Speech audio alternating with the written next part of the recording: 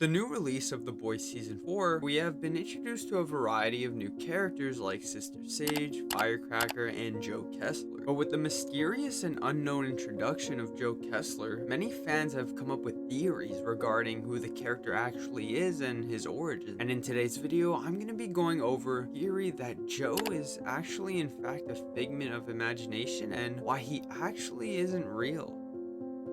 We are first introduced to this character in the first episode of Season 4, where he happens to bump into Butcher whilst being at what seems to be a government institution like the CIA. Billy Butcher. Joe Kessler.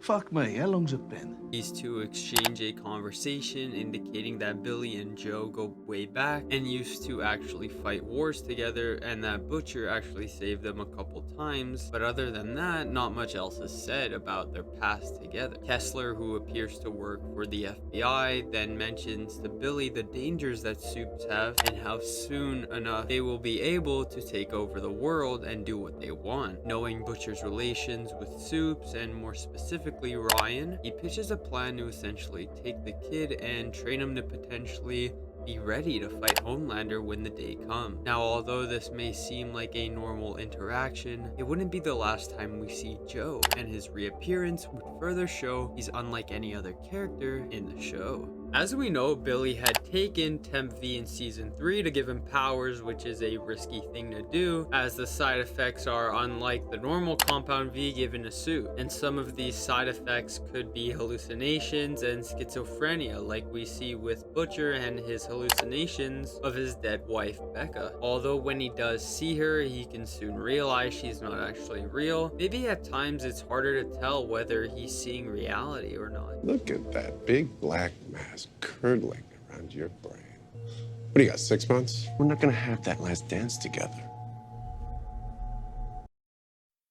In an r/The Boys Reddit feed, some people brought up very interesting perspectives regarding the legitimacy of this character. I definitely agree. I think that the Becca hallucination was supposed to be a red herring, i.e. if he is hallucinating her, then surely he's not also hallucinating someone else. It seems to be one of those angel on one shoulder / devil on the other shoulder type of deal. Becca wants him to do the right thing and turn Ryan with love, and Joe wants him to use him. Definitely. In the first scene where they're sitting in the break room, two people are walking down the hallway and they turn around and look at Billy as if he's just in there talking loudly to himself. On top of this, it's implied Butcher's been seeing people for a while as a side effect of his tumor caused by the Temp V. In the first scene with him, he's talking to himself and Frenchie asks him, "Who are you talking to?"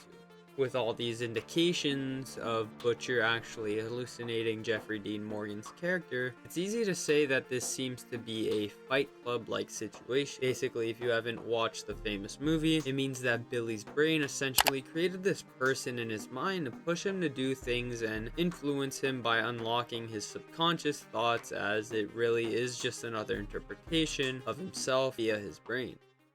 As we have been seeing more and more of Season 4, we can greatly see Billy's physical state, where at times he can barely stand, or at other times he seems to black out, similarly to Moon Knight when he is in danger. On top of all of this, it has been shown that he seems to have some kind of parasite going around his body, which can influence the way his brain works and make it just overall unstable, with some people even going to describe his hallucinations as a kind of devil and angel on Butcher's shoulders, referring to Joe and Becca. Joe tends to want to force Ryan into this fight even though he's still a kid, and Becca on the other hand wants Butcher to take him away from all this soup stuff to make him a good and pure person. Personally, I do believe that Joe is not real and would be very surprised if it turned out he was. Although this is interesting, it's kind of disappointing, like expressed by fans. They really casted the comedian / Negan and gave him the most boring role. Well done show. Yeah, honestly, it feels like it's embarrassingly obvious already. Hope they don't drag out the reveal too long. They make a big point of showing Butcher pouring Kessler a drink and focus on the two cups for a while, and Kessler never even touches it. And yeah, that can be waved away as, why would a CIA guy drink something he hasn't poured himself? But the focus of the shot feels like it wants us to notice he's not interacting with anything else on the screen. That would be so effing lame. Honestly, hate this trope where badass characters going schizo talking to their dead wives. We already know they have complicated decisions to make and that they miss their dead wives. What's the purpose of it? It's just fillers.